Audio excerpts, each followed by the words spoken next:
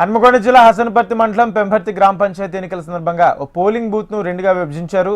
Polling booth కు మధ్యలో కట్టెన్ కట్టి రెండుగా సెట్ చేశారు. దీంతో ఓటర్లు కాస్త అయోమయానికి గురవుతున్నారు. దీనిపై మరింత సమాచారం మా ప్రతినిధి నరేంద్ర అందిస్తారు.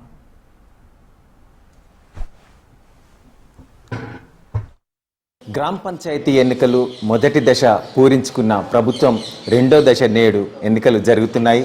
ఉదయం 7 గంటలకు ప్రారంభమైన ఈ ఎన్నికలు 1 గంట వరకు జరుగుతాయి. అనంతరం 2 గంటల నుండి కౌంటింగ్ సెషన్ ఉంటుంది. ఈ ప్రక్రియ ఎలాంటి అవాంఛనీయ ఘటనలు జరగకుండా పోలీస్ కూడా భారీ బందోబస్తు ఏర్పాటు చేసింది. చూస్తున్నాం మనం ప్రస్తుతం హన్మకొండ జిల్లా హసన్పర్తి మండలం పెంబర్తి గ్రామ పంచాయతీ పాఠశాలల్లో ఎన్నికలు జరుగుతున్న ప్రక్రియ దగ్గర ఉన్నాం.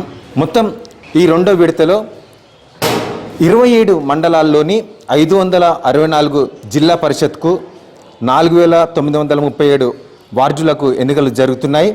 564 జిల్లా పరిషత్లకు 1686 మంది సర్పంచ్ అభ్యర్థులు బలాబలాలు తేల్చుకుంటున్నారు. 4937 వార్డులకు 9884 మంది సభ్యులు బరిలో ఉన్నారు. ఇప్పటి వరకు వీరిలో 56 గ్రామ పంచాయతీలు 917 వార్డులు సభ్యులు ఏకగ్రీవంగా ఎన్నికవగా 4020 మంది బరిలో ఉన్నారు. జిల్లాల వారీగా బరిలో ఉన్న వారి సంఖ్యను చూస్తే హనుమకొండలో 248 మంది, వరంగల్లో 354, జనగామలో 251, మహబూబాద్లో 460, భూపాల్పల్లిలో 244, ములుగులో 129, మొత్తం 1686 మంది సర్పంచ్ అభ్యర్థుల భవితవ్యం నేడు తేలనుంది.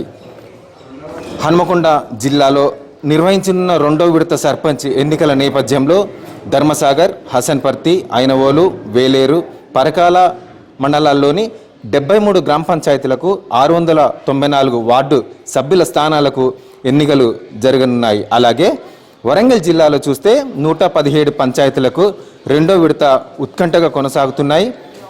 దుగ్గొండి 33 గ్రామ పంచాయతీలు, నల్లబెల్లి 19, సంఘంలో 20, మొత్తం 117 గ్రామ పంచాయతీలకు 5 ఏకగ్రీవం అయ్యాయి. ములుగు జిల్లాను చూస్తే మల్లంపల్లి, ములుగు, వెంకటాపూర్ మండలాల్లోని 52 గ్రామ పంచాయతీలకు 462 వార్డులకు ఎన్నికలు జరగనున్నాయి. మల్లంపల్లి మండలంలో 10 గ్రామ పంచాయతీలకు 4 సర్పంచ్లతో పాటు 26 వార్డులు ఏకగ్రీవంగా 6 సర్పంచ్లు 64 వార్డులు ఎన్నికలకు జరగనున్నాయి.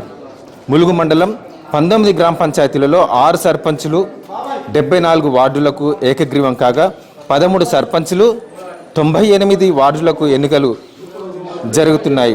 పోలింగ్ కేంద్రాలను 250 మీటర్ల దూరంలో బిఎన్ఎస్ఎస్ సిఆర్పిసి 163 సెక్షన్ 144 ప్రకారం ప్రజలు 5 కన్నా అంతకన్నా ఎక్కువ రోడ్లపై గుంపులుగా ఉండకూడదని చెప్పేసి పోలీసులు హెచ్చరిస్తున్న పరిస్థితి.